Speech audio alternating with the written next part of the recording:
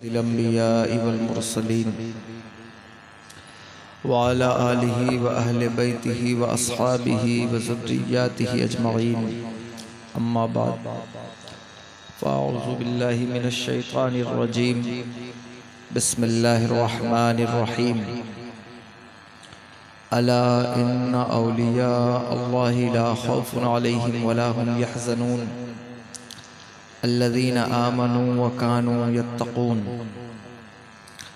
لهم البشرى في الحياة الدنيا وفي الآخرة لا تبديل لكلمات الله ذلك هو الفوز العظيم صدق الله العلي العظيم وبلغنا رسوله النبي الأمين الكريم ونحن على ذلك من الشاهدين والشاكرين والحمد لله رب العالمين وقال الله تبارك وتعالى في شان حبيبه الكريم إن الله وملائكته يصلون على النبي يا أيها الذين آمنوا صلوا عليه وسلموا تسليما الصلاة والسلام عليك يا رسول الله الصلاة والسلام عليك يا نبي الله الصلاة والسلام عليك يا حبيب الله وعلى آلك وأصحابك يا نور الله صلی اللہ تعالی علیہ وسلم۔ ممبر شریف پر جلوہ فراز جملہ علماء ذوی الاحترام، شورائے کرام، ائمہ مساجد اور معزز سامعین و حاضرین، السلام علیکم ورحمۃ اللہ تعالی وبرکاتہ۔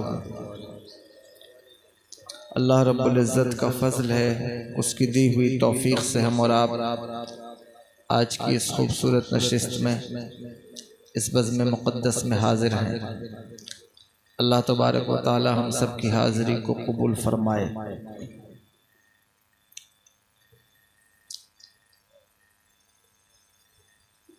آج کا یہ پروگرام شاہ مدینہ کانفرنس، شہنشاہ مدینہ کانفرنس کے عنوان سے معنون ہو کر انعقاد پذیر ہے۔ نعرہ تکبیر، نعرہ رسالت، حضور سرپرست اجلاس، نعرہ تکبیر، نعرہ رسالت۔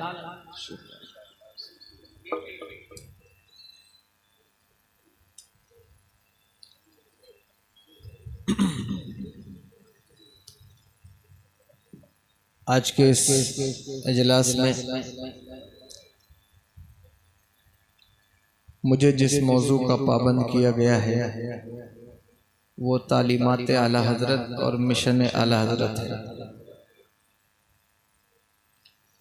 چونکہ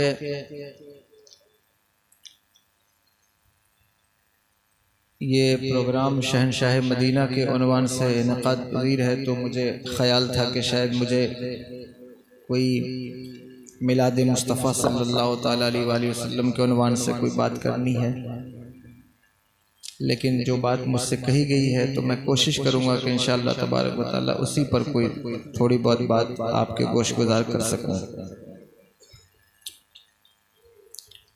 لیکن اس میں گزارش یہ ہے کہ جو لوگ تقریر سننا جانتے ہیں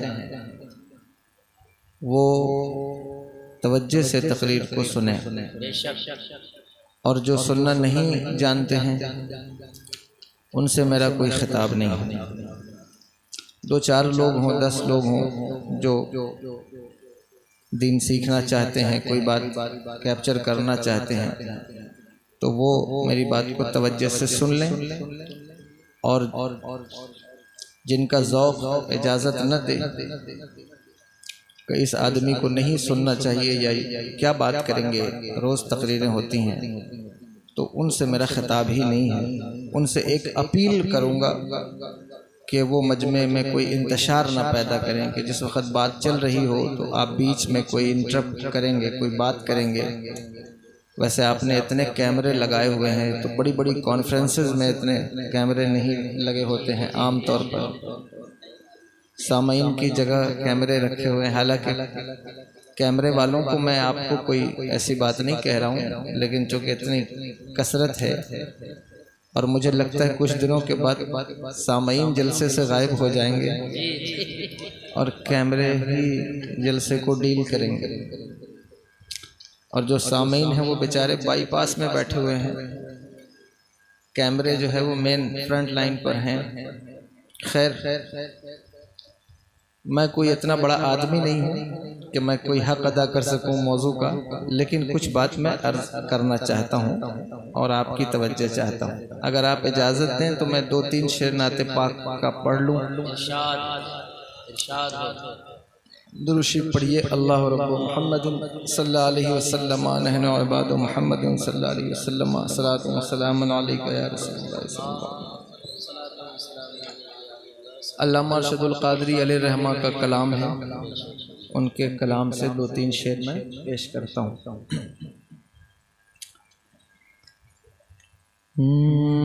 بہر دیدار مشتاق ہے ہر نظر، بہر دیدار مشتاق ہے ہر نظر، دونوں عالم کے سرکار آ جائیے، بہر دیدار مشتاق ہے ہر نظر، دونوں عالم کے سرکار آ جائیے، چاندنی رات ہے اور پچھلا پہر، دونوں عالم کے سرکار نعرہ تکبیر، نعرہ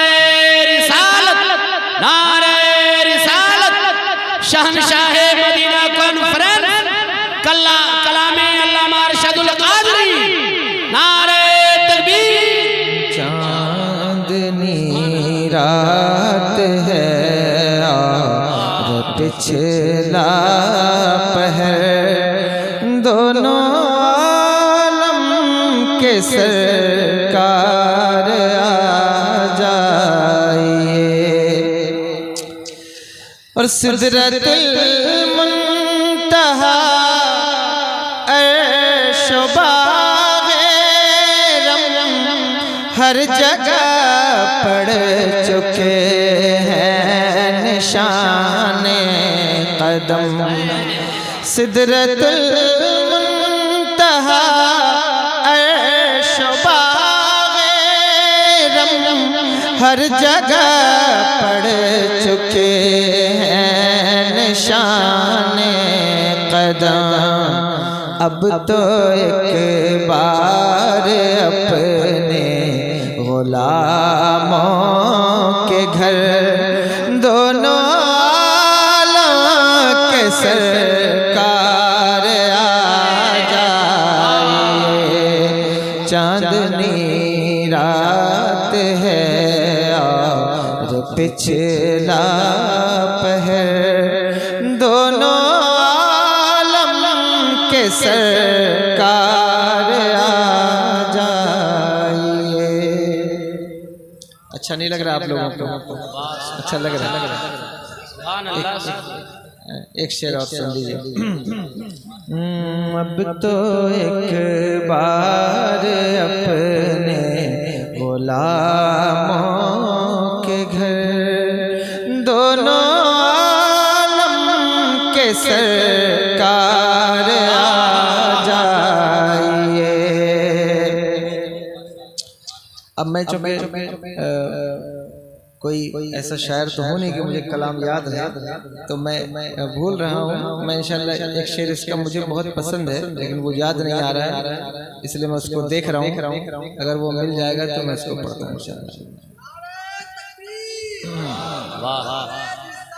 یا رسول اللہ،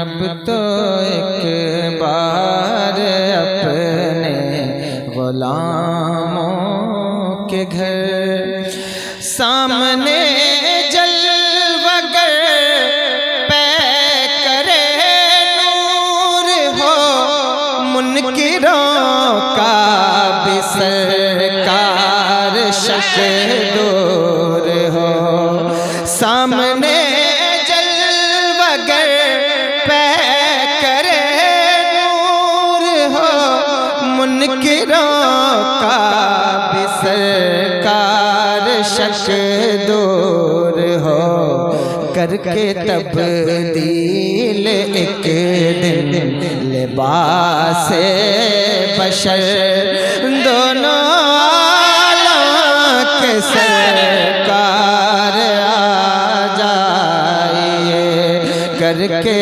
تبدیل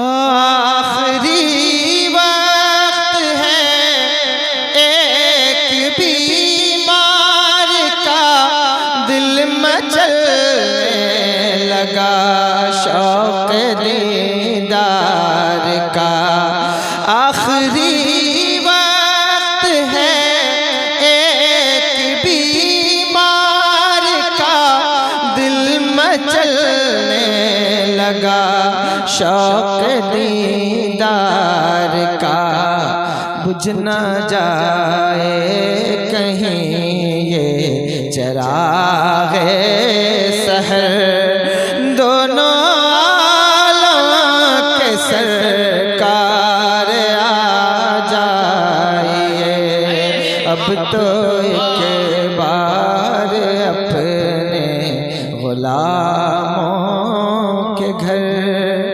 دونوں عالم کے سرکار آ جائیے۔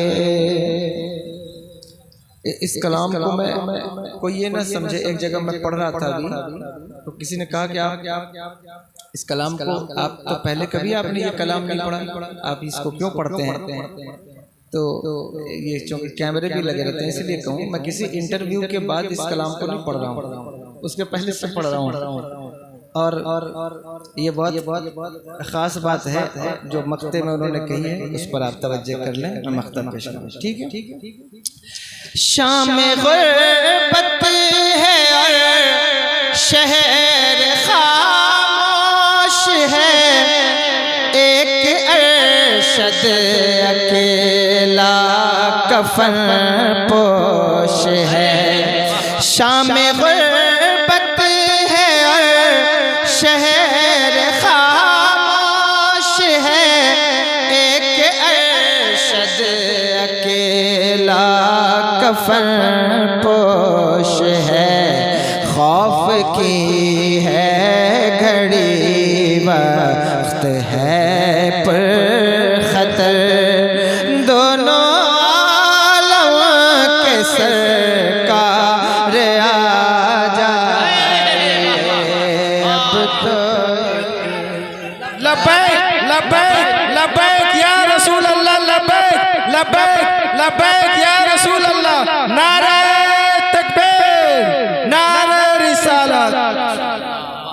تعلیمات اعلیٰ حضرت پر اور مشن اعلیٰ حضرت جو مجھے کہا گیا اس پہ کچھ بات کیجیے، تو میں نے ایک آیت پڑھی ہے سورہ یونس شریف کی، ظاہر ہے کہ اعلیٰ حضرت کا نام لے کر تو کوئی آیت نہیں پڑھی جا سکتی، کچھ لوگوں کو یہ شوق ہوتا ہے کہ جو بات آپ کریں اس کو نیم وائز قرآن میں دکھائیں، تو ایسا نہیں کیا جا سکتا ہے۔ مثال کے طور پہ یہ 11ویں شریف کا مہینہ ہے، 11ویں شریف جانتے ہیں آپ حضرات؟ 11ویں شریف کا مہینہ ہے، آپ سے کوئی پوچھ لے کہ 11ویں شریف کا ذکر قرآن میں کہاں ہے، تو اس کا ذکر کہیں دکھاؤ، اگر یہ عمل تم روا رکھتے ہو اور اس کو کرتے ہو تو قرآن کوئی چٹھی نہیں ہے، کوئی ناول کی کتاب نہیں ہے، وہ ایک وزڈم، ایک قانون کی کتاب ہے کہ اس میں نیم وائز جس وقت قرآن نازل ہوا اس وقت کے لوگوں کا بھی نام لے کر اگر کوئی بات کی جا سکتی ہے تو اس کی اکی دکھی مثال ہے، ورنہ ہر کسی کا نام اور ہر کسی کا جو ہے وہ معاملہ اس میں بیان نہیں کیا گیا ہے۔ نہیں کیا گیا ہے سے مطلب یہ ہے کہ اگر آپ اس میں پرٹیکولر کوئی چیز کو تلاش کریں کہ 11ویں کہاں ہے قرآن میں، تو اس کا قانون قرآن دیتا ہے۔ سمجھ رہے ہیں میری بات کو یا نہیں؟ آپ کو سمجھانے کے لیے یہ بات کہہ رہا ہوں، ورنہ تو وہ کتاب ذالک الکتاب لا ریب فیہ ہے نا، اس میں ہر چیز کا ڈیٹیل ایکسپلینیشن ہے، لیکن اس کے لیے آپ کو بصیرت چاہیے کہ آپ اس میں تلاش کر سکیں۔ تو آئیے کچھ بات اسی پر کرنے کی کوشش کرتے ہیں۔ اللہ تبارک و تعالیٰ نے ارشاد فرمایا، الا ان اولیاء اللہ، اللہ جو ہے، پتہ نہیں آپ تقریر سنتے ہیں یا نہیں سنتے ہیں، آج کل کی کنڈیشن یہ ہے کہ ہم کوشش کرتے ہیں اور اکثر خطیب کوشش کرتے ہیں کہ ایسی بات کی جائے کہ جس کو لوگ سن سکیں، سمجھ سکیں، لیکن اس چکر میں بعض اوقات ہم وہ تک بیان کرنے لگ جاتے ہیں جو بیان نہیں کرنا چاہیے، جس سے عوام کی عادت خراب ہو گئی اور لوگ علمی بات سننے سے ایسے بھاگتے ہیں، ایسا بھاگتے ہیں جیسے لوگ کووڈ میں ویکسینیشن کا نام سن کے بھاگتے تھے، کہ اگر کوئی علمی بات کبھی چھیڑ دی جائے تو لوگوں کا ذوق یہ تیار نہیں ہوتے وہ اس بات کو سننے کے لیے کہ کوئی بات کی جائے۔ اسی لیے آپ دیکھیں گے آج یہاں علماء بھی بیٹھے ہیں، اور میں بہت چھوٹا آدمی ہوں، طالب علم ہوں، لیکن یہ بات کرتا ہوں جسارت کا۔ آپ دیکھ لیں 10 سال پہلے، 15 سال پہلے محفلوں کا رنگ دوسرا ہوتا تھا، وہ ایک انفارمیٹو، ایک نالج والی محفل ہوتی تھی، جس سے گزرنے والے، آپ کے محلے میں رہنے والے غیر مسلم ہوں، جو یہودی ہوں، نصارہ ہوں، وہ بھی آپ کی محفل کی امپورٹنس کو، اس کی اہمیت کو، اس کی قدر کو سمجھتے تھے۔ لیکن آپ برا مت مانیے گا، میں آپ کے یہاں پہلی مرتبہ آیا ہوں، آپ اپنی محفلوں کو وہ رنگ نہ دیں کہ جو آپ کی انسلٹ اور آپ کے مذہب کی انسلٹ کا باعث بنے۔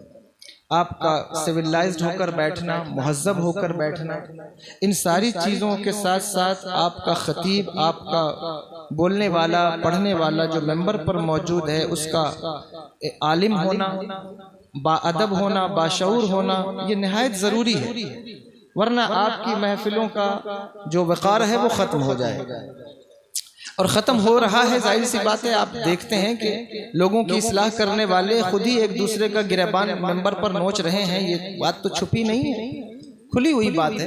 اس کی وجہ کیا ہے کہ علم سے اور انفارمیٹو گفتگو سے آپ بالکل دور ہیں۔ جو بچے ہمارے سامنے بیٹھے ہیں، یہ بات کیمرے میں ریکارڈ ہوگی، اگر آپ چاہتے ہیں ذوق خطابت آپ کے اندر ہے، فن دیکھنا چاہتے ہیں، تو وہ ایک اچھی بات ہے، میں اس کا انکار نہیں کرتا، لیکن فن اس لیے ہوتا ہے تاکہ اپنی بات قوم کے اندر پہنچائی جا سکے۔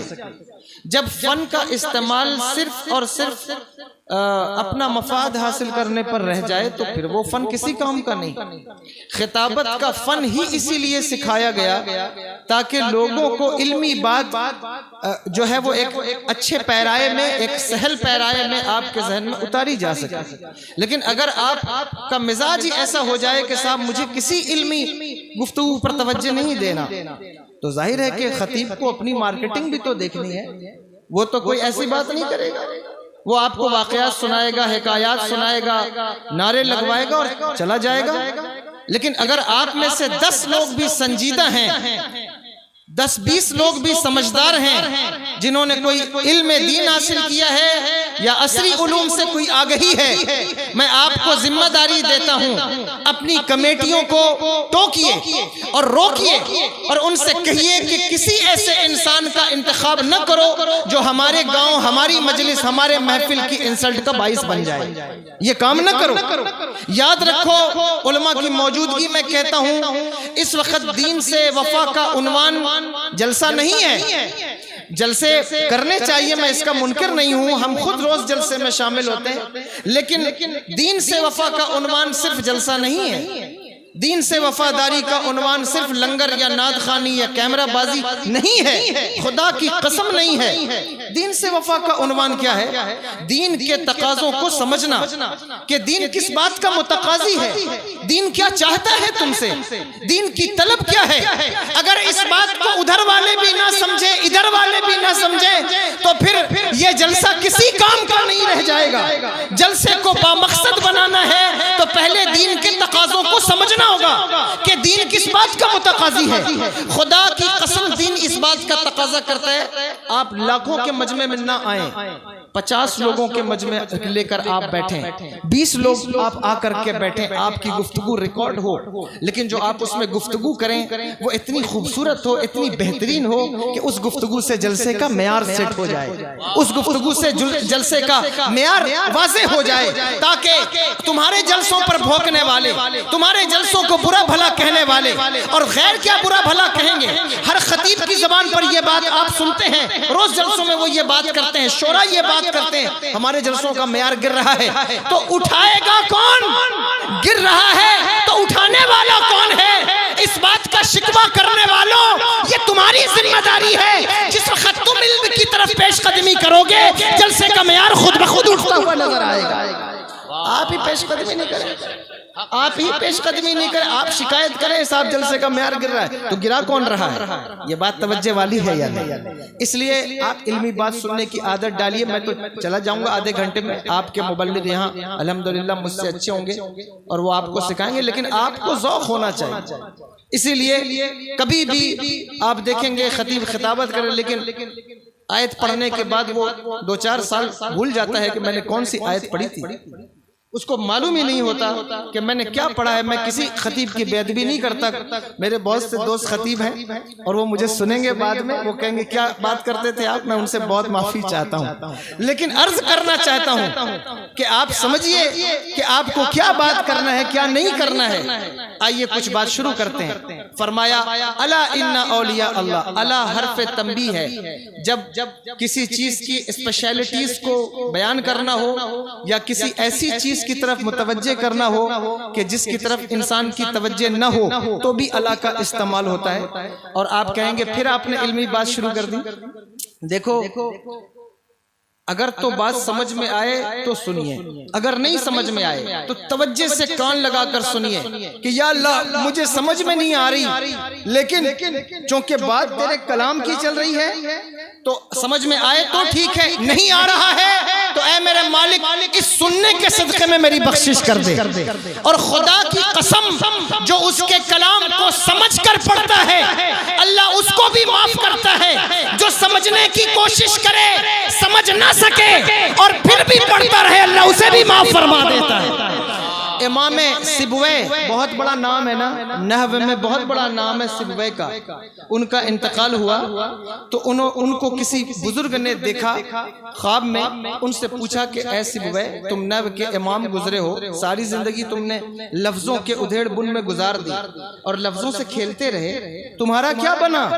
انہوں نے کہا اللہ نے مجھے معاف کر دیا۔ کہا کیوں معاف کر دیا؟ تمہارا کون سا ایسا عمل تھا کہ جس پر اللہ نے تمہیں معاف کر دیا؟ انہوں نے کہا کہ کوئی عمل نہیں، میں ساری زندگی گردانوں کی الٹ پلٹ میں اور جو ہے وہ کلام کو سیٹ کرنے میں گزارتا رہا، لفظوں میں ساری زندگی گزر گئی، لیکن انہی الفاظ میں میرے رب کا نام بھی آیا۔ توجہ ہے، سن رہے ہیں یا نہیں آپ؟ کہا اسی الفاظ میں میرے رب کا نام بھی آیا۔ جب اس میں جلالت میرے سامنے آیا تو میں حیران ہوا کہ میں اللہ کے نام کو معرفہ کہوں یا نکرہ کہوں، اس لیے کہ اس پر الف لام داخل ہے تو میں اس کو نکرہ کیسے کہوں، اور اگر میں اسے معرفہ کہوں تو یہ قاعدہ ہے بلاغیوں کا کہ جس وقت کوئی اسم معرف باللام ہو اس کی طرف حرف ندا لاتے ہیں تو ایہا لاتے ہیں بیچ میں، جیسے یا ایہا الرسول، یا ایہا المزمل، یا ایہا المدثر، لیکن یا ایہا اللہ تو نہیں کہہ سکتے، نہیں لایا جاتا، تو یہ معرفہ ہے یا نکرہ ہے؟ میرے سمجھ میں نہیں آیا، اور جب سمجھ میں نہیں آیا تو میں نے کہا اے میرے مالک جس طرح تیری ذات ہماری سمجھ سے ورا ہے تیرا نام بھی ہماری سمجھ سے ورا ہے۔ اللہ اکبر، بس اسی وجہ سے اللہ نے میری بخشش فرما دی، مجھے معاف فرما دیا۔ نعرہ تکبیر، نعرہ رسالت، شہنشاہ مدینہ کانفرنس، نعرہ تکبیر۔ فرمایا کہ آپ سے کہنا آپ کو سمجھ میں آئے نہ سمجھ میں آئے، لیکن آپ توجہ سے سننا کہ بات اللہ کے کلام کی ہو رہی۔ اس آیت کو بار بار آپ نے سنا ہے۔ اللہ کہتا ہے کہ میرے ولیوں کو، میرے دوستوں کو نہ کوئی خوف ہے، نہ کوئی وہ غم کھائیں گے، کوئی ان کو حزن و ملال نہیں ہے، ان کو کوئی ٹینشن نہیں ہے، کوئی غم نہیں ہے۔ اللہ اکبر کبیرہ، کیا کسی کا غم نہیں ہے اللہ کے ولیوں کو؟ یعنی کہ اللہ کا بھی غم، اللہ کا بھی خوف نہیں ہے؟ آپ کہیں گے نہیں، انہیں اللہ کا خوف ہے۔ بولو اللہ کے ولیوں کو خوف ہے اللہ کا یا نہیں؟ وہ کہا گیا کہ انہیں کوئی خوف نہیں ہے، تو کیا اللہ کا بھی خوف نہیں ہے؟ اللہ کا خوف موجود ہے۔ اس کی مثال 11ویں شریف کا مہینہ ہے۔ میرے آقا غوث اعظم رضی اللہ تعالیٰ عنہ مطاف میں سر رکھ کر روتے ہیں اور کہتے ہیں اے میرے مالک، اگر میری نیکیاں قبول نہ ہوئیں تو مجھے میدان محشر میں نابینا اٹھانا، تاکہ میں دوسروں کے سامنے رسوا نہ ہو سکوں۔ اللہ اکبر، میں اپنی رسوائی نہیں دیکھ سکتا، میں اس شرمندگی کے ماحول کو کیسے برداشت کروں گا؟ کون غوث اعظم جنہوں نے ساری زندگی اللہ اکبر کبیرہ، ان جن کی ہر سانس پر اللہ اکبر اللہ کا نام بسا ہوا ہے، آتی جاتی سانس اللہ کا نام پکارتی ہے۔ 40 سال تک جس نے عشاء کے وضو سے فجر کی نماز ادا کی ہے، اللہ اکبر۔ آج تو 11ویں کا لنگر ہے، 11ویں کا جلسہ ہے، مائک ہے، ٹینٹ ہے، پنڈال ہے، خوبصورت امامے ہیں، اچھے جبے ہیں، اور سامنے سامعین ہم گفتگو کرتے ہیں، لیکن غوث اعظم کی تاریخ کو پلٹ کر دیکھیں گے تو آپ کو پتہ چلے گا 40 سال 35 سال اللہ اکبر کبیرہ جنگلوں میں، بیابان میں، کھنڈرات میں گزر گئے، دوڑتے دوڑتے وجد کی کیفیت میں، اللہ کو یاد کرتے مجاہدے کی کیفیت میں۔ آج تو لوگوں نے سب سے آسان کام پیر بننا سمجھا ہوا ہے، لیکن کبھی غوث اعظم کی زندگی کو دیکھو کہ ان کی زندگی گزری کیسے ہے۔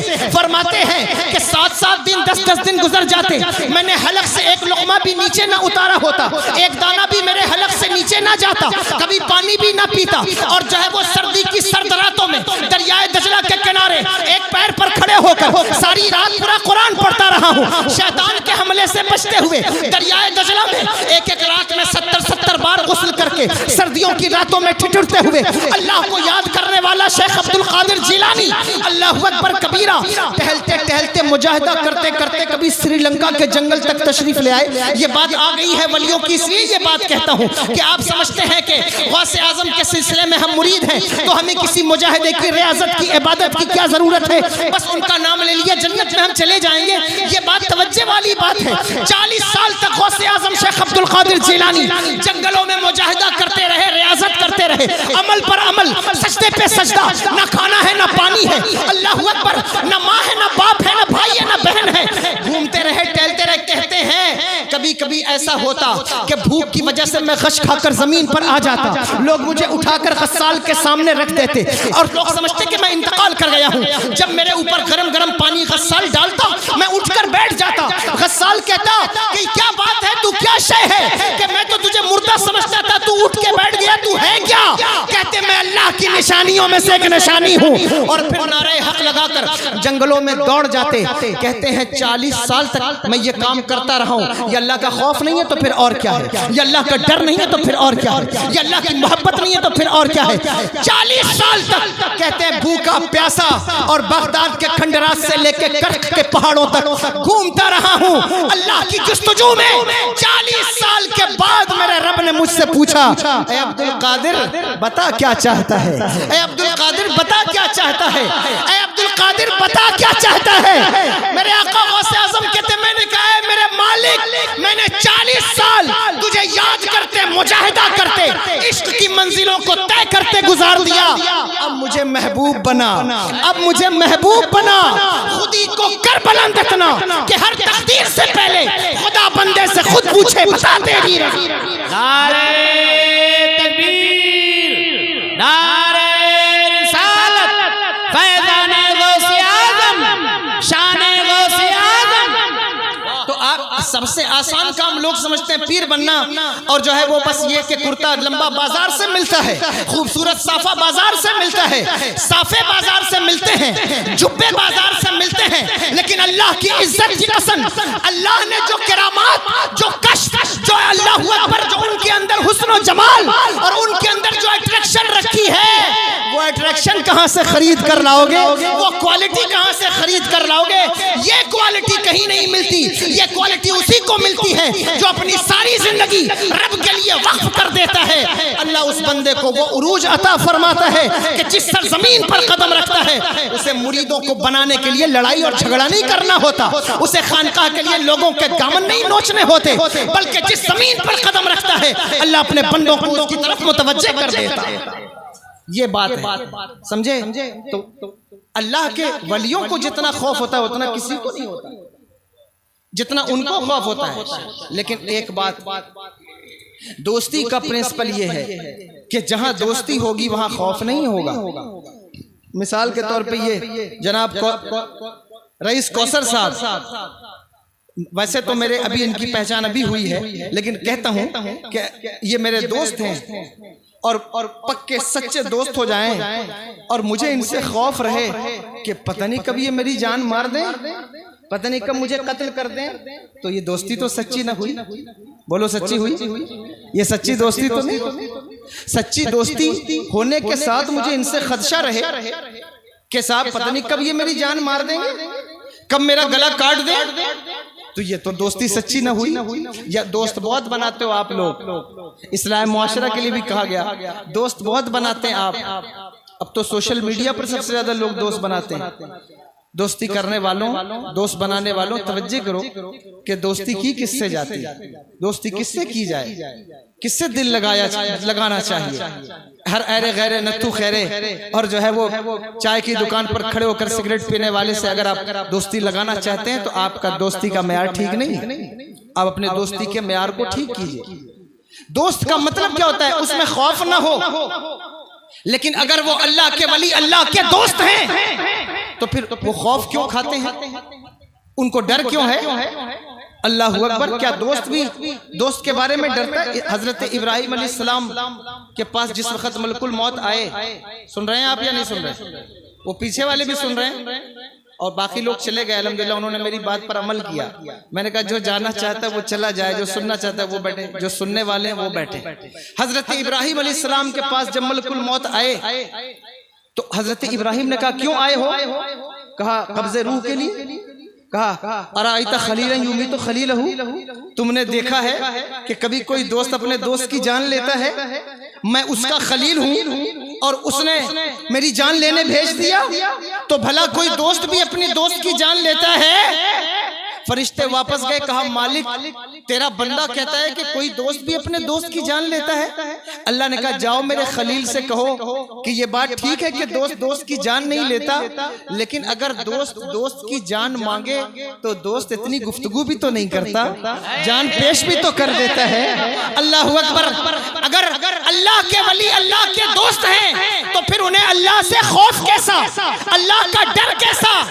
اللہ اکبر! سنو، خوف کی دو قسمیں ہیں، ایک خوف ضرر ہے، ایک خوف مفید ہے۔ خوف ضرر اللہ کے ولیوں کو نہیں، خوف مفید اللہ کے ولیوں کو ہے۔ انہیں خدشہ اس بات کا ہے کہ اے میرے مالک، یہ جو دوستی کا تعلق ہے یہ کبھی ختم نہ ہونے پائے، یہ جو دوستی کی ڈور ہے یہ کبھی ٹوٹنے نہ پائے۔ اس خوف کا تذکرہ کیا کہ الا ان اولیاء اللہ لا خوف علیہم ولا هم يحزنون۔ سمجھ میں آ رہی ہے بات؟ اعلی حضرت کا مشن ہی بیان کر رہا ہوں، ٹوٹل بات واضح ہو جائے گی لاسٹ میں۔ کہا لا خوف علیہم ولا هم يحزنون۔ خوف انسان کو اپنی جان کا ہوتا ہے اور حزن انسان کو دوستوں کی جان کا ہوتا ہے۔ یہ ایک مشہور بات ہے، اس پر وقت نہیں لگانا چاہتا زیادہ، بس اتنا کہنا چاہتا ہوں کہ خوف انسان کو اپنا ہوتا ہے اور غم حزن انسان کو دوست کا ہوتا ہے۔ یہاں کہا گیا کہ نہ انہیں خوف ہے نہ انہیں حزن ہے، تو یا اللہ خوف تو اپنی جان کا ہوتا ہے، حزن دوستوں کی جان کا ہوتا ہے، تو نہ انہیں خوف ہے نہ انہیں حزن ہے۔ اس کا مطلب کیا؟ اس کا مطلب یہ اگر آپ سرکار تیغ علی شاہ کے ماننے والے ہیں، اگر آپ سرکار سرکاہی کے ماننے والے ہیں تو بشارت ہو ویشالی والوں، قرآن پکار کر کہہ رہا ہے کہ اللہ کے ولی وہ ہیں جنہیں نہ اپنی جان کا کوئی خوف ہے نہ اپنے ماننے والوں کی جان کا کوئی حزن ہے۔ جس طرح وہ جنت میں داخل ہو جائیں گے ان کے ماننے والے ان کے پیچھے پیچھے وہ بھی جنت میں۔ یہ بات ہے، اگر اس کو آپ سمجھ گئے ہو تو جو میں نے خوف اور حزن کے بارے میں یہ بات کہی ہے۔ اللہ اکبر، آئیے آگے بڑھتے ہیں۔ فرمایا الذین آمنوا وکانوا یتقون، اللہ کے ولیوں کو جاننے کے لیے دو چیزیں یاد رکھنا، کہ دو چیزیں دیکھنا ہے۔ اللہ کے ولی وہ ہوتے ہیں جن کا عقیدہ بھی ٹھیک ہوتا ہے اور جن کا عمل بھی ٹھیک ہوتا ہے۔ سمجھ میں آ رہی ہے بات؟ عقیدہ بھی ٹھیک ہوتا ہے، عمل بھی ٹھیک ہوتا ہے۔ ان دونوں میں سے کوئی ایک چیز بھی گڑبڑ ہو تو اسے ولی نہ سمجھا کرو، وہ ولی نہیں ہو سکتا۔ اس کا عمل بھی ٹھیک ہوگا، اس کا عقیدہ بھی ٹھیک ہوگا۔ اب جو بات آئی ہے یہ بات قابل غور ہے کہ ہمیں دیکھنا ہوگا کہ ولیوں کا عقیدہ ہے کیا، اور ولیوں کے عقیدے کی نمائندگی کرنے والی ذات کا نام اعلیٰ حضرت ہے۔ ولیوں کے عقیدے کی نمائندگی کرنے والی شخصیت کا نام اعلیٰ حضرت۔ ہمیں دیکھنا یہ ہے کہ ولیوں کے اندر یہ دونوں چیزیں ٹھیک ہونی چاہیے۔ دیکھو، ولیوں کی زندگی اور جماعت میں ولیوں کا ہونا یہ آپ کے عقیدے اور آپ کے مسلک کی سچائی کی دلیل ہے۔ لوگ ہم سے پوچھتے ہیں کہ آپ مسلک اہل سنت والجماعت کے ماننے والے، آپ کہتے ہیں آپ ہی حق پر ہیں، تو آپ ہی حق پر ہیں، اس کی کیا دلیل ہے؟ بہت سے فرقے ہیں، کوئی اپنے آپ کو اہل حدیث کہتا ہے، کوئی اپنے آپ کو اہل قرآن کہتا ہے، نہ جانے کیا کیا کہتے ہیں، لیکن آپ ہی کہتے ہیں ہم ہی حق پر ہیں، اس کی دلیل کیا ہے؟ سن رہے ہیں؟ بتاؤں اس کی کیا دلیل ہے کہ آپ ہی حق پر ہیں؟ 11ویں کرنے والے، 12ویں کرنے والے، سرکار سرکاہی کا عرس منانے والے، تیغ علی شاہ کا عرس منانے والے، یہی لوگ حق پر ہیں، اس کی کیا دلیل ہے؟ یہ بات قابل غور ہے، آپ کے لیے بڑی کام کی ہے۔ دیکھو، ولیوں کا جماعت میں ہونا اور ولیوں کا مسلک میں ہونا یہ مسلک کی صداقت کی دلیل ہے۔ آپ کہیں گے کیسے؟ قرآن کی آیت ہے نا، یا ایھا الذین آمنوا اتقوا اللہ وکونوا مع الصادقین، اے ایمان والو اللہ سے ڈرو اور سچوں کے ساتھ ہو جاؤ۔ یہاں سچوں سے مراد ائمہ تفسیر کہتے ہیں اولیاء کی ذات ہے۔ اعتراض کیا گیا علماء کی ذات کیوں نہیں، اولیاء کی ذات کیوں؟ اس طرح قرآن کی آیت ہے فاسألوا اہل الذکر ان کنتم لا تعلمون، جب تمہیں کسی چیز کا سوال کرنا ہو نہ جانتے ہو تو اہل علم سے پوچھو۔ لیکن آپ دیکھیں گے ائمہ تفسیر کے ایک طبقے کو کہ وہاں وہ اہل ذکر سے مراد علماء نہیں لیتا، بلکہ اللہ اکبر اللہ کے ولی مراد لیے گئے۔ صرف علماء نہیں کہا، وہ کیوں کہا؟ اس لیے کہ سفیدی کو سیاہی کے ذریعے سے جانچا جاتا ہے، حق کو باطل کے ذریعے سے جانچا جاتا ہے، تو جس طرح کفر کو جانچنا ہے تو کفر میں اور علم میں یہ دونوں کلیین متباینین نہیں ہیں۔ اس لیے کہ ایسا ہو سکتا ہے کہ علم بھی ایک جگہ ہو اور کفر بھی اسی جگہ پر موجود ہو، علم اور کفر ایک ساتھ جمع ہو سکتے ہیں۔ اس لیے کسی جماعت میں بڑے بڑے اونچی ٹوپی والے اور علم والوں کو دیکھ کر آپ یہ نہیں کہیں گے کہ عالم اتنا بڑا ہے اس لیے اس کا عقیدہ سچا ہے، اس کی داڑھی کا ویلیوم زیادہ ہے اس لیے اس کا عقیدہ سچا ہے، کتابیں بہت لکھی ہیں اس لیے اس کا عقیدہ سچا ہے۔ نہیں، مدرسے خارجیوں کے پاس بھی ہیں، داڑیاں جو ہے وہ یہودیوں کے پاس بھی ہیں، علم جو ہے وہ علماء یہود کے پاس بھی ہے، علم تو حجاز کی حرافہ کے پاس بھی تھا۔ علم اور کفر اکٹھا ہو سکتے ہیں۔ شیطان کی ذات میں علم اور کفر دونوں اکٹھا ہوئے ہیں یا نہیں ہوئے ہیں؟ اللہ اکبر کبیرہ، نبی کو مر کر مٹی میں مل جانے والا کہنے والوں میں علم اور کفر اکٹھا ہوا ہے یا نہیں ہوا ہے؟ نبی کی اللہ اکبر، نبی کو دیوار کے پیچھے کی خبر نہیں کہنے والوں میں علم اور کفر اکٹھا ہوا ہے یا نہیں ہوا ہے؟ اللہ اکبر کبیرہ، پتا چلا علم اور کفر اکٹھا ہو سکتے ہیں، لیکن کوئی ایک مثال پیش کرو کہ جہاں ولایت اور کفر اکٹھا ہو گئے ہوں، جہاں ولایت ہوگی وہاں کفر نہیں آئے گا، جہاں کفر ہوگا وہاں ولایت آئے گا۔ سبحان اللہ، نعرہ تکبیر، نعرہ رسالت، فیضان غوث اعظم، نعرہ تکبیر، نعرہ رسالت۔ جہاں ولایت ہوگی وہاں کفر نہیں آئے گا۔ ویشالی والوں پتہ کیا چلا؟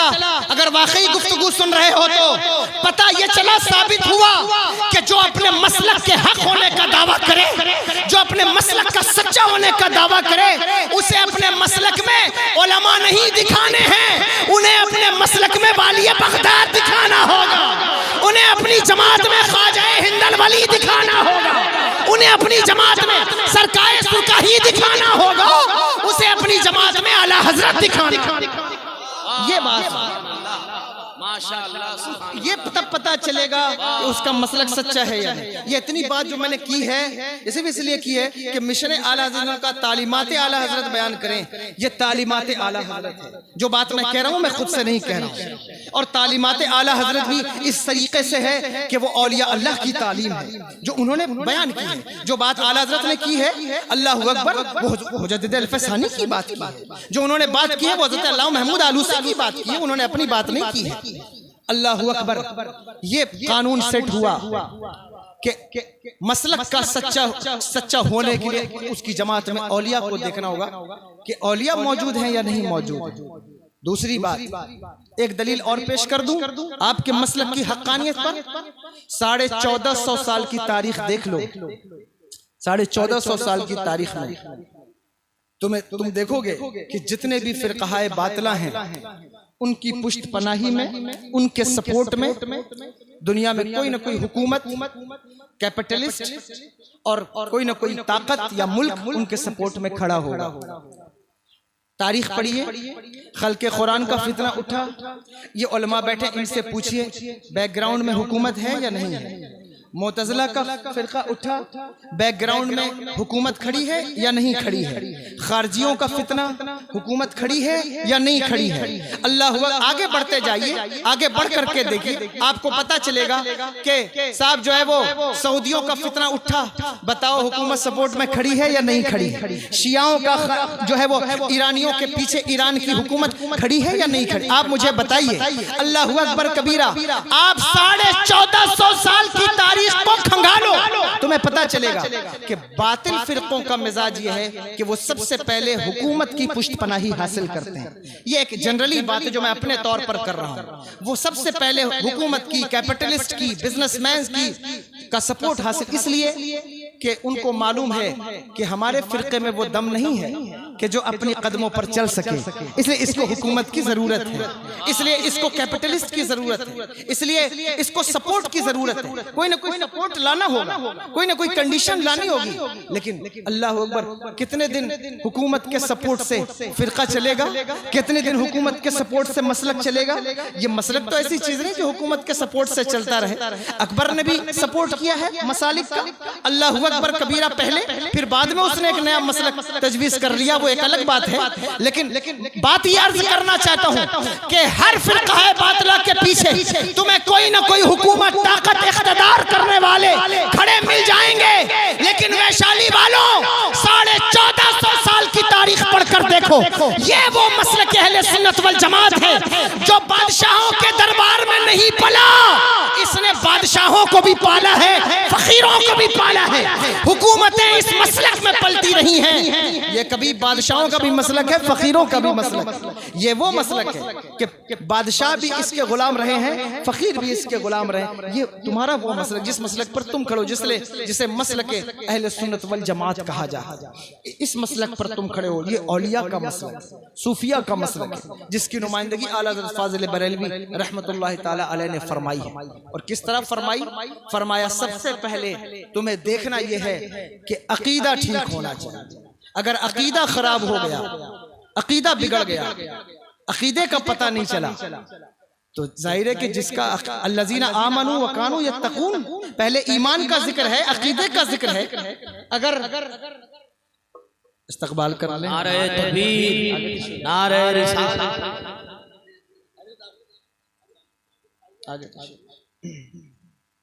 بس 15-20 منٹ اور بچے ہیں، آپ سنیں گے یا ختم کر دوں؟ سن رہے ہیں؟ میں عرض کر رہا ہوں کہ دیکھنا ہوگا عقیدہ ٹھیک ہے یا نہیں ٹھیک ہے، اس لیے کہ آپ دیکھیں گے کہ ولیوں کی نقل کرنے والے آپ کو بہت مل جائیں گے، لیکن نقل کرنا آسان کام ہے، اس پر دعویٰ کرنا آسان کام ہے، لیکن جب دلیل مانگی جائے تو پتہ چلتا ہے کہ اس کی حیثیت کیا ہے، اس کی اوقات کیا ہے۔ لمبا کرتا پہن لیا، ایک خانقاہ کا گنبد بنا لیا اور صاحب بیٹھ گئے آپ جو ہے وہ لوگوں کو مرید کرنے، لوگوں کو داخل سلسلہ کرنے. یہ نقل ہے ولیوں کی. دیکھنا ہوگا کہ اس کا عقیدہ اور عمل دونوں ٹھیک ہے یا نہیں ٹھیک ہے. اگر عقیدے اور عمل میں کوئی ایک چیز بھی گڑبڑ ہے تو پھر ناقل تو کہلا سکتا ہے، اصل نہیں کہلا سکتا، ولی نہیں کہلا سکتا. توجہ ہے یا نہیں؟ اس لیے کہ دعویٰ کرنا آسان کام ہے. دیکھو دعویٰ کرنے والوں نے نبی کے زمانے میں دعویٰ کیا. مسلمہ کذاب نے دعویٰ کیا تھا یا نہیں کیا؟ نبوت کا دعویٰ کیا نا. لیکن آپ کو معلوم ہے مسلمہ کذاب کہ اس کے یہاں اس کا تخت لگا تھا تو ایک عورت کو پکڑ کر لے آئے جو کانی تھی. اس کو لا کر کے کہا کہ مکے کا نبی ٹوٹی ہوئی آنکھوں کو جوڑ دیتا ہے، تو بھی نبی ہے تو اس کی آنکھ کو جوڑ دے. توجہ ہے یا نہیں؟ سن رہے ہیں یا نہیں؟ میں یہ اس لیے بات کہہ رہا ہوں کہ دعویٰ کرنا آسان کام ہے لیکن اس پر دلیل لانا، اس پر مضبوطی سے قائم رہنا، یہ بڑا مشکل کام ہے. کام مکے کا نبی لوگوں کی ٹوٹی ہوئی آنکھیں جوڑ دیتا ہے. یہ صحیح کی حدیث ہے نا. حضرت قتادہ بن نعمان حضور کی بارگاہ میں حاضر ہوئے، عرض کی یا رسول اللہ میرے پپوٹے کٹ گئے، آنکھ باہر نکل آئی ہے. حضور نے فرمایا آنکھ نکلوا کیوں نہیں لیتے؟ کہا یا رسول اللہ میں نوجوان ہوں، میں نہیں چاہتا کہ لوگ مجھے کانا کہیں. حضور نے لعاب دہن نکالا، آنکھ پر لگایا، اسے اندر ڈھکیل دیا. میں نے شارحین کو پڑھا ہے، وہ کہتے ہیں جب حضرت قتادہ بازار سے چلتے تو لوگ پکار کر کہتے اے قتادہ تیری بائیں آنکھ سے زیادہ تیری داہنی آنکھ خوبصورت ہے. وہ پکار کر کہتے کیوں نہیں خوبصورت ہو؟ بائیں آنکھ فرشتوں نے لگائی ہے، داہنی آنکھ میرے مصطفیٰ نے لگائی ہے. مجھے بائیں آنکھ سے زیادہ داہنی آنکھ سے دکھائی دیتا ہے کیونکہ میرے آقا نے لگایا. تو اس سے کہا مسلمہ کذاب سے کہ تو نبوت کا دعویٰ کرتا ہے نا تو مکے کا نبی لوگوں کی آنکھ جوڑتا ہے، تو بھی جوڑ دے. اس کو پتا چلا کہ دعویٰ کرنا آسان کام ہے لیکن اس پر دلیل لانا یہ ایک مشکل امر ہے، یہ ایک پریشانی کا کام ہے. اس لیے لوگ دلیل کے پیچھے نہیں جاتے. نمرود نے کیا کہا تھا؟ نمرود نے کہا دعویٰ کیا نا خدا ہونے کا. حضرت ابراہیم علیہ السلام نے کیا کہا؟ تو خدا ہونے کا دعویٰ کرے گا؟ میرا خدا وہ جو مردوں کو زندوں کو موت دیتا ہے. اس نے ایک ایسی حرکت کی پرائمری درجے کے بچوں والی کہ ایک پھانسی والے کو آزاد کر کے ایک بے گناہ کو قتل کر دیا. کہا دیکھو میں نے وہ کام کر لیا. حضرت ابراہیم علیہ السلام نے کہا یہ تو اس کی عقل تو بالغ نہیں ہوئی ابھی. تو آپ نے اس کے سامنے ایک بات پیش کر دی، کہا تو خدائی کا دعوے دار ہے، میرا خدا وہ ہے جو سورج کو پورب سے نکالتا ہے پچھم میں ڈبو دیتا ہے. خدائی کا دعویٰ کر رہا ہے، سورج کو پچھم سے نکال کے دکھا. اس کو پتا چلا کہ دعویٰ کرنا آسان کام ہے لیکن دلیل لانا بولو مشکل کام. دلیل لانا مشکل کام. دعویٰ کر لیا جائے گا، نقل کر لی جائے گی لیکن دلیل اس پر لانا یہ ایک مشکل کام. توجہ ہے یا نہیں؟ جو بات بتانا چاہتا ہوں اس پر دلیل لانا مشکل کام ہے. ایسے دلیل نہیں آتی. مسلمہ کذاب نے مرتا کیا نہ کرتا اس کی آنکھ پر پھوکا اور جب پھوکا میں نے پڑھا ہے کہ اس کی دوسری آنکھ بھی پھوٹ گئی. توجہ ہے؟ اس عورت کی دوسری آنکھ بھی پھوٹ گئی. اس کو کہتے ہیں اہانت. ما فوق الفطرت، خرق عادت کوئی چیز اگر نبی کے ہاتھ سے ظاہر ہو اسے معجزہ کہتے ہیں، نبی کے آنے سے پہلے ظاہر ہو اسے ارہاسات کہتے ہیں.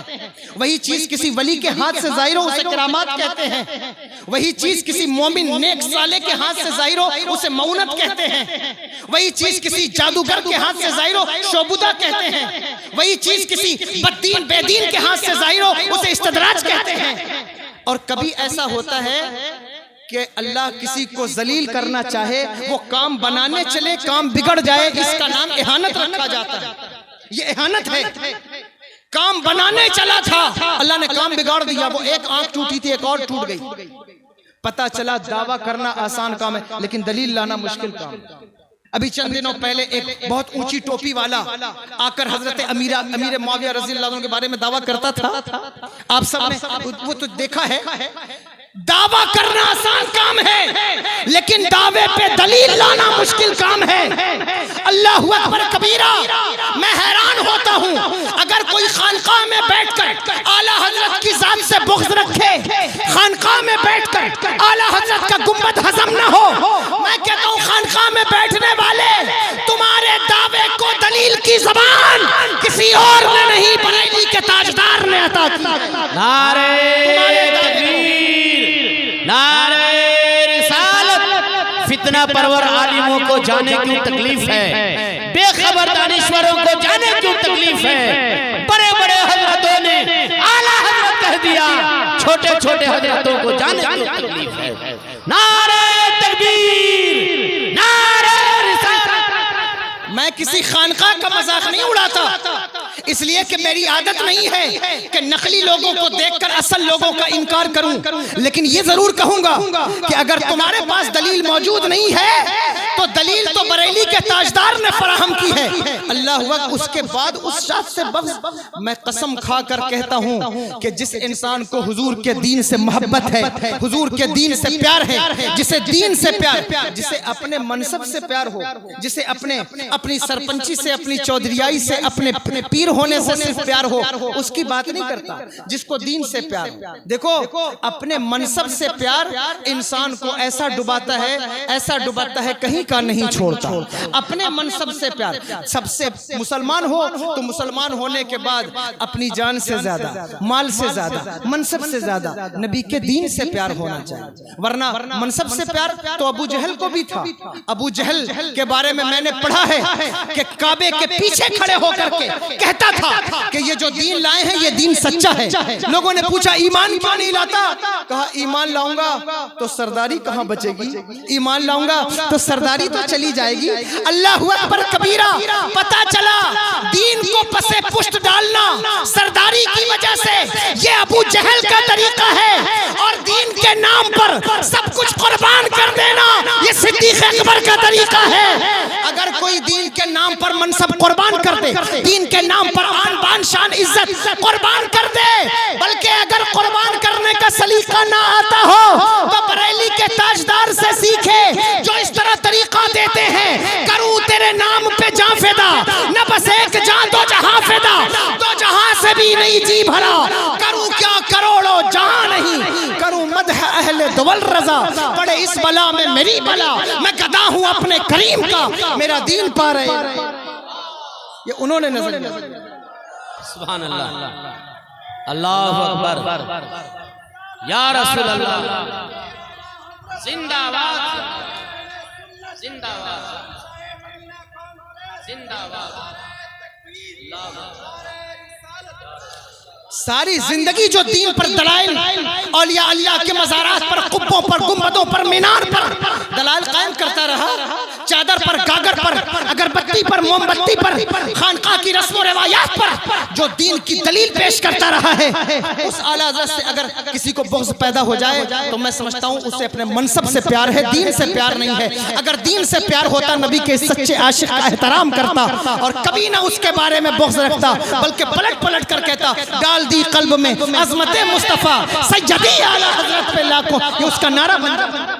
لیکن اس سے بغض کا مطلب, اچھا غیر تو غیر ہیں, یہ اپنوں کی بات ہے, کس بات کا ٹینشن ہے. غیروں کی طرف دیکھو تو وہ کہتے ہیں اعلیٰ حضرت ایک فتنہ پرور کا نام ہے, معاذ اللہ رب العالمین. میں تمہاری عدالت میں یہ بات رکھتا ہوں, میں نے انبیاء علیہ السلام کے جو ہے وہ نمائندوں کا, ان کی امت کے اولیاء کا تذکرہ پڑھا ہے, انبیاء کا تذکرہ پڑھا. آپ سورہ یاسین شریف پڑھیے, آپ کو ملے گا کہ دو لوگ جو حضرت عیسیٰ علیہ السلام کے نمائندے بن کر انطاکیہ کی طرف گئے, ان کو انطاکیہ کے بادشاہ نے کیا کہا, کہا یہ تو فتنہ پھیلانے والے لوگ ہیں, یہ فساد پھیلانے والے لوگ ہیں جو ہمارے شہر میں, ہمارے گاؤں میں آ گئے ہیں. اس کی ایک دو مثال نہیں ہے. جب کوئی حق کی بات کرتا ہے, جب کوئی اچھی اور سیدھی سچی بات کرتا ہے, دنیا کے بدترین لوگ اسے فتنہ پرور کہہ کے اس کے ناموس اور اس کی عزت پر حملہ کرتے ہوئے نظر آتے ہیں. اللہ اکبر کبیرہ. میں آپ کی عدالت میں یہ بات رکھنا چاہتا ہوں, اور لائیو یا جو ہے وہ بعد میں جو سنیں گے ان کی عدالت میں بھی یہ بات رکھنا چاہتا ہوں کہ تم اعلیٰ حضرت کو فتنہ پرور کہتے ہو, تو مجھے دل پر ہاتھ رکھ کر بتاؤ کہ فتنہ کس نے پھیلایا ہے؟ اللہ کو جھوٹا کہنے والے فتنہ ور ہیں، فتنہ پرور ہیں، یا اللہ اکبر اللہ کو سچا کہنے والا فتنہ پرور ہے؟ مجھے بتاؤ کہ نبی مر کر مٹی میں مل گئے یہ کہنے والا فتنہ پرور ہے، یا یہ کہنے والا کہ سرور کہوں کہ مالک مولا کہوں تجھے، باغ خلیل کا گل زیبا کہوں تجھے، تیرے تو وصف عیب تنائی سے ہے بری، حیران ہوں میرے شاہ میں کیا کیا کہوں تجھے؟ کیا یہ فتنے کی زبان ہے؟ اللہ اکبر، وہ سوے لالا زار پھرتے ہیں، تیرے دن اے بہار پھرتے ہیں، کوئی کیوں پوچھے تیری بات رضا تجھ سے کتنے ہزار پھرتے ہیں، کیا یہ فتنہ پرور کی زبان ہے؟ اللہ اکبر، کبھی کہتے کون دیتا ہے دینے کو منہ چاہیے، دینے والا ہے سچا ہمارا نبی، کیا یہ فتنہ پرور کی زبان؟ ساری زندگی بریلی کی ایک چٹائی پر جس کا مزاج یہ تھا کہ منو مکنج خمولی کے نگنج دروے جس منو چند کتابیں و دوات و قلم، اس کے بارے میں کہتے ہو کہ وہ فتنہ پھیلانے والا، خدا کی قسم اس نے سنیت کو دلیل کی زبان فراہم کی ہے۔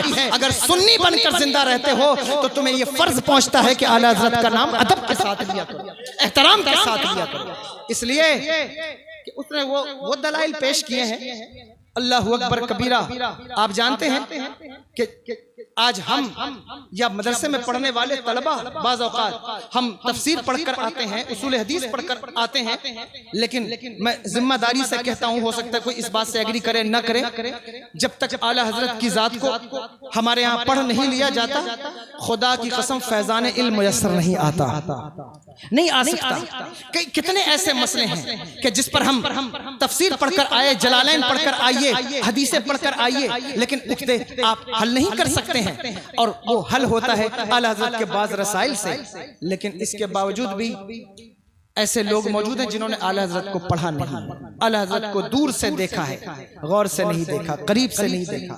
وہ ایک صاحب کہنے لگے کہ اعلیٰ حضرت نے تو ہمیں جو ہے وہ رقص سے وجد سے روک دیا، ہماری خانقاہ کی رسم ہے وجد کرنا، اور وجد سے انہوں نے روکا۔ میں نے کہا کب روکا، کہاں روکا، اور اگر کہیں روکا تو کہیں اجازت بھی تو دی، کہاں اجازت دی؟ میں نے کہا تم دنیا میں رقص اور وجد کرنے کی بات کرتے ہو، میرا امام عشق کی اس منزل پر فائز ہے جہاں رقص کا وجد کا تصور نہیں، اس منزل پر وجد کی بات کر گیا، کہتا ہے رضا پل سے اب وجد کرتے گزریے کہ ہے رب سلم صدائے، سبحان اللہ، آؤ وجد کرنا ہے، تم بھی وجد نعرہ رسالت، فیضان اعلیٰ حضرت، مسلک اعلیٰ حضرت، فیضان سرکار سرکاری، انہوں نے سجدہ محبت سے روک دیا۔ میں نے کہا ہماری شریعت میں سجدہ جائز نہیں، لیکن اللہ اکبر کبیرہ، اگر تم نے اس مرد قلندر کو غور سے پڑھا ہوتا تمہیں پتہ چلتا کہ اگر سجدے سے روکا ہے تو اللہ اکبر کہیں اس کا کوئی راستہ بھی بتایا ہے۔ کہا کیا راستہ بتایا؟ میں نے کہا آؤ میں بتاتا ہوں کہ اعلیٰ حضرت نے سجدہ محبت کا راستہ کیا بتایا۔ کہا کیا بتایا؟ میں نے کہا کہتے ہیں اے شوق دل گر یہ سجدہ ان کو روا نہیں، اچھا وہ سجدہ کیجئے کہ سر کو خبر نہ ہو اور آگے برداشت نہ کر سکے، تو کہتے ہیں پیش نظر وہ نو بہار، سجدے کو دل ہے بے قرار، روکیے سر کو روکیے، ہاں یہی امتحان ہے۔ اور آگے کہتے بے خودی میں سجدہ در یا کہ روزے کا طواف، جو کیا اچھا کیا پھر تجھ کو کیا، جو کیا اچھا کیا پھر تجھ کو۔ آپ کہتے ہیں انہوں نے کوئی طریقہ نہیں بتایا، وہ مرد قلندر۔ میں بات اس لیے کر رہا ہوں کہ مجھے کہا مشن اعلیٰ حضرت بیان کریں، لیکن میری حیثیت نہیں ہے میں ان کا مشن بیان کر سکوں، نہ وقت اتنا ہے کہ میں اس پر کوئی بات کر سکوں، اس لیے میں نے ڈائیورٹ کر دیا اس تقریر کو شعر و شاعری کے روح سے کہ آپ شاید اس طرح سے کوئی بات سمجھ سکیں۔ مجھے امید ہے کہ آپ یہ بات سمجھو گے۔ انہوں نے عقیدے پر جو دلائل فراہم کیے ہیں اس پر توجہ کرو، غور کرو۔ ولیوں کے اندر تمہیں دیکھنا ہوگا ان کا عقیدہ ٹھیک ہو اور عمل ٹھیک ہو۔ اگر عمل ٹھیک نہیں ہے، ختم کرنا ہے حضرت، یہ بولنا ہے تھوڑی دیر نہیں، آپ جب حالانکہ 1:30 بج گیا ہے، میں بولتا ہوں تھوڑی دیر۔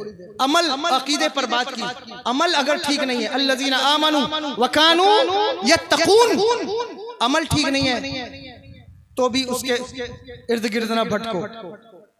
علم کے ساتھ ضروری نہیں کہ علم آئے تو عمل ٹھیک ہو جائے، علم ذریعہ ہدایت ہے، خود ہدایت نہیں، توجہ ہے۔ تو ضروری نہیں کہ علم آئے تو عمل اچھا ہو جائے. اس لیے ولیوں کی بارگاہ میں جانے کا حکم کیوں دیا جاتا ہے؟ یہ بار بار ہمارے علماء کیوں کہتے ہیں؟ بلکہ اللہ اکبر، وہ علماء اور وہ عالم جو علماء کا عالم ہے، استاذ العلماء ہے اور روشن خیالوں کا استاد ہے، جسے دنیا عارف رومی کہتی ہے. وہ کہتے ہیں مولوی ہرگز نہ شد مولائے روم. مولوی اس وقت تک مولائے روم نہیں بنتا جب تک اسے کوئی شمس تبریز نہ ملی. کیوں؟ اس لیے کہ ضروری نہیں کہ علم تمہارے عمل کو سدھار دے جب تک کہ تمہارا کوئی مصلح نہ ہو، جب تک کہ تمہارا کوئی شیخ نہ ہو، جب تک کہ تم پر کسی ولی کی نظر نہ پڑ جائے. یہی وجہ ہے کہ مدرسے سے طلبہ فارغ ہو رہے ہیں، کسی شیخ کی انہیں ضرورت محسوس نہیں ہوتی. وہ کہتے ہیں شیخ کی کیا ضرورت ہے؟ میں نے 8 سال بخاری پڑھی ہے، 8 سال ترمذی بیضاوی پڑھی، اب مجھے شیخ کی کیا ضرورت ہے؟ میں کہتا ہوں تو نے زیادہ پڑھا ہے یا شیخ شہاب الدین عمر سہروردی نے زیادہ پڑھا تھا؟ تو نے زیادہ پڑھا ہے اللہ اکبر یا حضرت بابا فرید نے زیادہ پڑھا تھا؟ تو نے زیادہ پڑھا ہے یا حضور محبوب الہی نے زیادہ پڑھا تھا؟ تجھے کیا پتا کہ ولیوں اور شیخ کی ضرورت کتنی ہے؟ اگر یہ بات جاننا ہے تو شیخ شہاب الدین عمر سہروردی سے پوچھو. ان کے ماموں یا ان کے کزن بردر حضرت نجیب الدین القدامہ المقدسی الحنبلی کہتے ہیں کہ میں شیخ شہاب الدین عمر سہروردی کو لے کے غوث اعظم کی بارگاہ میں گیا. پیر کی ضرورت کسی کو اوش سے لے کر دلی لاتی ہے، پیر کی ضرورت کسی کو سمران سے جو ہے وہ پنڈوا شریف لاتی ہے، پیر کی ضرورت کسی کو لکھنؤ سے دلی لے جاتی ہے، پیر کی ضرورت تو کہاں کہاں گھماتی ہے. پیر کی ضرورت جس کو ہوتی ہے وہ پیر کو تلاش کرتا ہے، اور پیر کو وہی تلاش کرتا ہے جس پر اللہ کا کرم ہوتا ہے. تمہیں پیر کی ضرورت نہیں تو اس کا مطلب یہ ہے کہ تمہارا کسی فیلڈ میں انتخاب ہی نہیں. اگر چاہتے ہو کہ لوگ کہتے ہیں صاحب اولیاء نے کیا خدمت کی ہے، علماء خدمت کرتے رہے ہیں، علماء کی خدمات ہیں، یہ جماعت وہ جماعت صاحب اتنا بڑا کام، اتنا بڑا مدرسہ، اتنا بڑا دارالعلوم کسی صوفی نے تو نہیں بنایا، کسی ولی نے نہیں بنایا، یہ تو علماء نے بنائے ہیں. میں کہتا ہوں میں تمہاری اس بات کا ڈیٹیل میں جواب نہیں دینا چاہتا، بس اتنا کہنا چاہتا ہوں خدا کی اس کائنات پر، ہند کی اس سرزمین پر مجھے کوئی جماعت، کوئی مدرسہ، کوئی ادارہ دکھاؤ کہ جس نے ایک نظر اٹھائی ہو تو 90 لاکھ لوگوں کو کلمہ پڑھا کے چھوڑ دیا ہو. تم نہیں دکھا سکتے. وہ اللہ کا ایک ولی ہے، دنیا جسے غریب نواز کہتی ہے، خواجہ ہند الولی سلطان الاولیاء، اس کی ذات. پتا چلا کہ عالم ہونا الگ بات ہے اور ولی ہونا الگ. توجہ ہے یا نہیں ہے؟ اس امت کے اولیاء میں، رجال میں اللہ نے وہ پاور رکھا ہے کہ حضرت قاضی ثناء اللہ پانی پتی مظہری فرماتے ہیں تفسیر مظہری کے اندر اس آیت کے ذیل میں کنتم خیر امت اخرجت للناس تامرون بالمعروف وتنہون عن المنکر، فرمایا کہ اس امت کے رجال میں اللہ نے وہ کشش رکھی ہے. فرمایا رجالو هذه الامت اکثر ارشادا واقوى تاثیرا فی الناس بالجذب الى اللہ سبحانہ وتعالی. کہا اس امت کے رجال میں وہ تاثیر ہے کہ جتنا یہ لوگوں کو اپنی طرف کھینچتے ہیں پچھلی کسی امت میں لوگوں کے پاس یہ تاثیر نہیں ہے جو اس امت کے اولیاء میں موجود ہے. وہ لوگوں کو اپنی طرف کھینچتے ہیں، لوگ ان کی طرف دوڑتے ہیں. میں نے پڑھا حضور غوث الاعظم کی تاریخ زندگی میں ایک مجلس میں 50 ہزار یہودی ایمان لاتے. شذاذ الظام کے اندر حضرت امام احمد ابن حنبل کی تاریخ زندگی میں لکھا ہے کہ جس وقت امام احمد ابن حنبل کا جنازہ اٹھا، ان کے جنازے کو دیکھ کر 2 لاکھ یہودی ایمان لائے. جی کے کیا خطاب کرنا ہے؟ پتا چلا مردان خدا زندگی میں بھی خطاب کرتے ہیں، مرنے کے بعد بھی خطاب کرتے ہیں. آج بھی اگر ہم ان اولیاء کی سیرت کو اختیار کر لیں تو ہمیں لوگوں کو گھسیٹ کر پکڑ کر انہیں سبحان اللہ کہنے پر، انہیں پیسہ دینے پر مجبور نہیں کرنا ہوگا، بلکہ خودی کو کر بلند اتنا کہ ہر تقدیر سے پہلے خدا بندے سے خود پوچھے بتا دیری رہی. یہ خود پیدا ہو سکتا ہے. اس امت کی یہ اسپیشلٹیز ہیں، اگر کوشش کی جائے تو اس کو اچیو کیا جا سکتا ہے. محنت کی جائے، لوگوں کو اپنے قریب کر کے ان کی اصلاح کی جا سکتی ہے، ان کو رشد و ہدایت کے سامان فراہم کیے جا سکتے ہیں. اس لیے لیکن یہ آپ کو دیکھنا ہوگا کہ جس کے آپ قریب ہو رہے اس کا عقیدہ ٹھیک ہے، اس کا عمل ٹھیک ہے یا نہیں ٹھیک. تو ولیوں کا عمل بھی ٹھیک ہوتا ہے. وہ عمل بھی، ان کا عمل کیسا ہوتا ہے؟ اللہ اکبر کبیرہ.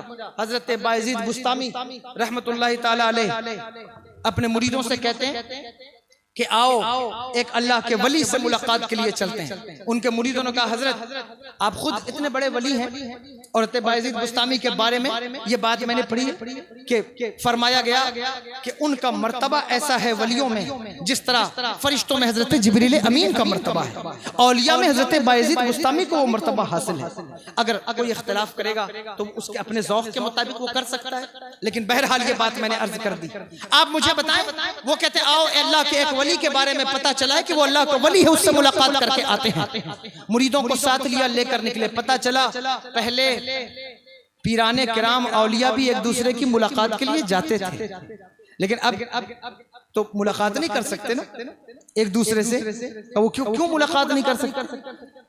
ولی ایک ولی ہے, دوسرا ولی ہے, اس دونوں ولی آپس میں محبت کرتے ہیں. یہ قرآن نے کہا ہے اللہ کے دوست ایک دوسرے سے محبت کرتے ہیں.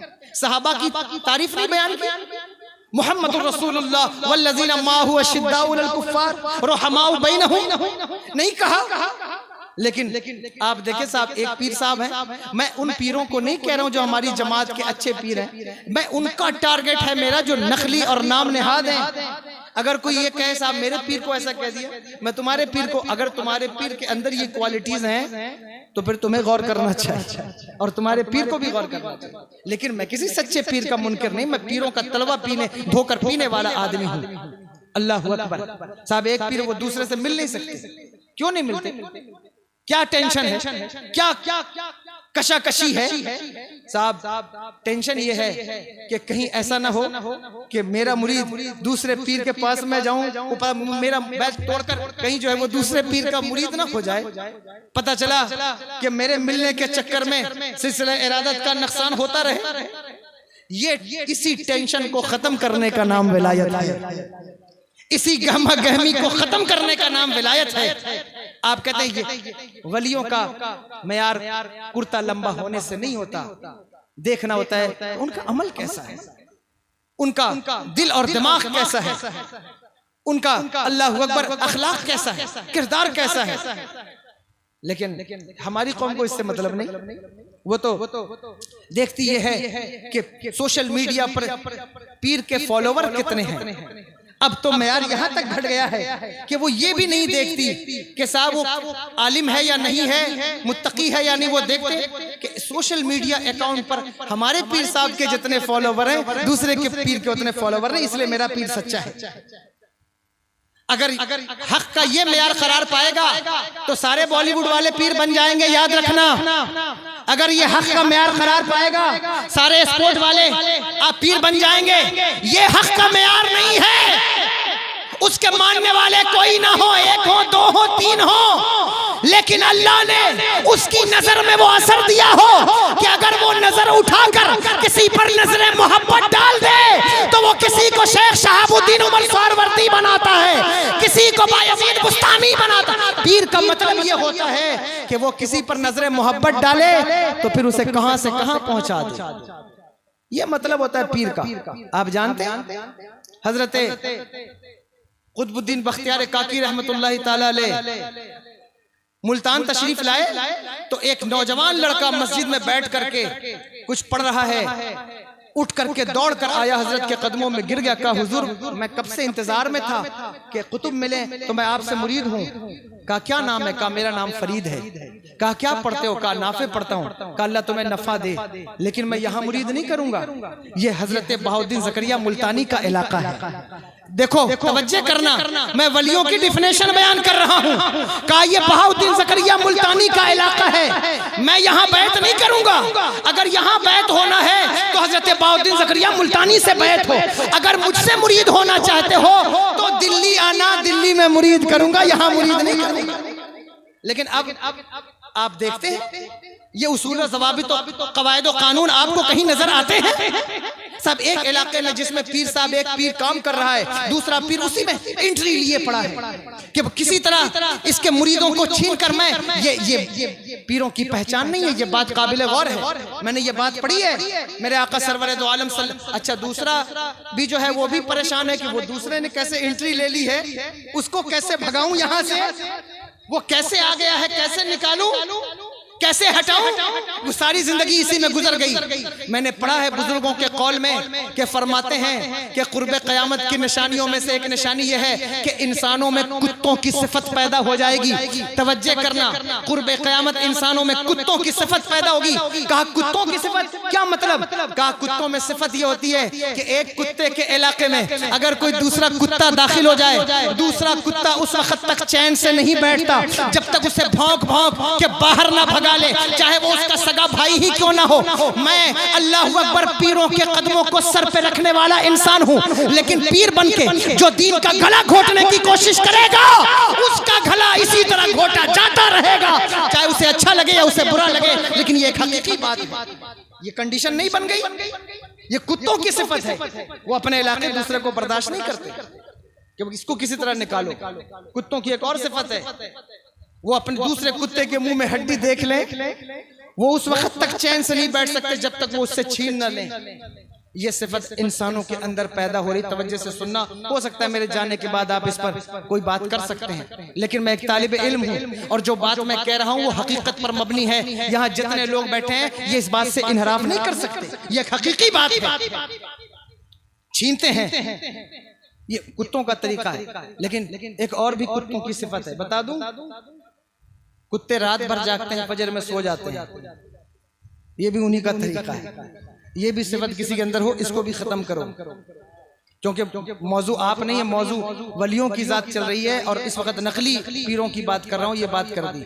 کتوں میں اسی لیے برکت نہیں ہے، وہ رات بھر جاگتے ہیں اور فجر کے وقت سو جاتے ہیں، آرام کرنے لگتے ہیں۔ اس لیے اگر کسی کے اندر یہ صفت ہو اس کو ختم کرو، فجر میں اٹھا کرو۔ فجر میں اٹھنے سے صحت اچھی ہوتی ہے، دماغ حاضر ہوتا ہے، فجر میں اٹھنے سے آپ کے اندر صلاحیت پیدا ہوتی ہے۔ فجر کے وقت رزق تقسیم ہوتا ہے، رزق صرف دال چاول کا نام نہیں، رزق میں آپ کی عمر بھی آتی ہے، صحت بھی آتی ہے، علم بھی آتا ہے، تقوی بھی آتا ہے، یہ سارا کچھ ہے جو آپ کو صبح میں ملتا ہے۔ آپ اس وقت سو جاتے ہیں۔ نوجوانوں کی عمر دیکھو، 40 سال پہنچتے پہنچتے نوجوان مر جاتا ہے، قبرستان بھرے پڑے ہیں 30-35 سال کے نوجوانوں سے۔ یہ کوئی مرنے کی عمر ہے؟ عمر سے برکت چلی گئی، کیونکہ صبح میں اٹھنا نصیب نہیں، عمر سے برکت جا رہی ہے۔ ولیوں سے قریب آؤ گے، یہ صفات، یہ برکات تمہیں ملیں گی۔ تو بہرحال وقت میرا زیادہ ہو رہا ہے، مجھے ٹرین بھی پکڑنا ہے۔ میں عرض یہ کر رہا تھا کہ الذین آمنوا وکانوا یتقون، ولی وہ ہوتا ہے جس کا عقیدہ اور عمل دونوں ٹھیک ہوتا ہے۔ فرمایا لہم البشریٰ فی الحیات الدنیا وفی الآخرہ، یہ خوشخبری ہے ان کے لیے دنیا کی زندگی میں بھی اور آخرت کی زندگی۔ فرمایا لا تبدیل لکلمات اللہ، یہ جو لا ہے نا اس کو ایبروگیٹ نہیں کیا جائے گا۔ قرآن کی بعض آیتیں ایسی ہیں جو منسوخ ہوئی ہیں دوسرے حکم سے، لیکن اس کے جسٹ بعد کہنا لا تبدیل لکلمات اللہ، میرے شیخ کہتے ہیں اس کا مطلب یہ ہے کہ اللہ کے دوستی کا قانون کبھی نہیں بدلا جائے گا۔ جو قانون اس نے بنا دیا ہے وہی قانون قیامت تک چلتا رہے گا۔ کوئی چاہے کہ ہم نیا قانون بنا لیں، یہ پرانا ہو گیا، اب ولایت کا قانون بدل گیا ہے، کیونکہ پہلے ولی عبادت کر کے ولی ہوتے تھے، اب ہم 5 انگوٹھی پہن کے ولی ہوں گے۔ کہ لا تبدیل لکلمات اللہ، اللہ کے قانون میں، اس کے کلام میں کوئی تبدیلی واقع نہیں ہوگی۔ جس طرح پہلے ولایت کا قانون تھا وہی قانون قیامت تک چلتا رہے گا، چاہے 10 چادریں اوڑھ لو، 20 چادریں اوڑھ لو، 25 اوڑھ لو، 5 انگوٹھیاں پہن لو، قانون بدلنے والا نہیں۔ الذین آمنوا وکانوا یتقون، اللہ کے ولی وہ ہیں جو عقیدے کے معاملے میں، عمل کے معاملے میں درست ہوتے ہیں، ان کے لیے خوشخبری ہے دنیاوی زندگی میں بھی، اخروی زندگی میں بھی، اور یہی بڑی کامیابی ہے۔ ذالک هو الفوز العظیم۔ اتنی بات میں نے کر لی ہے، اور یہ سب مجھ سے بڑے لوگ ہیں اور میں بہت چھوٹا طالب علم ہوں، اور کبھی ایسا ہوتا ہے کہ بات کرتے ہوئے انسان کچھ ایسی بات کر جاتا ہے جو شاید اس کو نہیں کرنا چاہیے، لیکن بڑوں کو چاہیے کہ وہ چھوٹے کو اس وقت درگزر کریں کہ اس سے کوئی ایسی بات ہو گئی ہوگی، اور اگر کوئی چھوٹا ہے اسے چاہیے کہ وہ اپنے بڑوں سے کبھی حسد نہ کرے کہ انہوں نے گفتگو کرتے ہوئے کوئی غلطی کر دی۔ حضرت عبداللہ ابن عمر فرماتے ہیں رضی اللہ تعالیٰ عنہ، لا یکون الرجل عالما حتی لا یحسد من دونہ ولا یحتر من تحتہ، انسان اس وقت تک عالم نہیں بنتا جب تک وہ اپنے بڑوں کا حسد نہ چھوڑ دے، اپنے چھوٹوں کو حقیر جاننا نہ چھوڑ دے۔ اس لیے اللہ اکبر کبیرہ، یہ جامع جو ہے وہ یہ بزم میں ہے، جامع جم نہیں، یہاں کوئی کسی سے کم نہیں، سب اپنے اپنی جگہ بے مثال ہیں. میں نے جو بات کی ہے اگر مجھ سے کوئی کم علمی میں غلطی ہو گئی ہو میں اللہ سے معافی مانگتا ہوں. استغفر اللہ ربی من کل ذنب و اتوب الیہ. میرے ساتھ پڑھیے اشہد ان لا الہ الا اللہ و اشہد ان محمدا عبدہ و رسولہ. کمیٹی والوں کا بھی شکر گزار ہوں, انہوں نے مجھ جیسے حقیر کو آپ کے سامنے اتنی دیر بیٹھایا, مجھے کچھ سنانے آپ کو سننے کا موقع فراہم کیا. اللہ تبارک و تعالی ان کی بزم کو قبول فرمائے, میرے آنے جانے کو سبھی علماء کے آنے کو قبول فرمائے اور ہمیں ہر حادثات پریشانیوں سے محفوظ رکھے. استغفر اللہ ربی من کل ذنب و اتوب الیہ. آپ تو سن رہے تھے بڑے شوق سے, ہم ہی سو گئے داستاں کہتے کہتے. وما علینا الا البلاغ.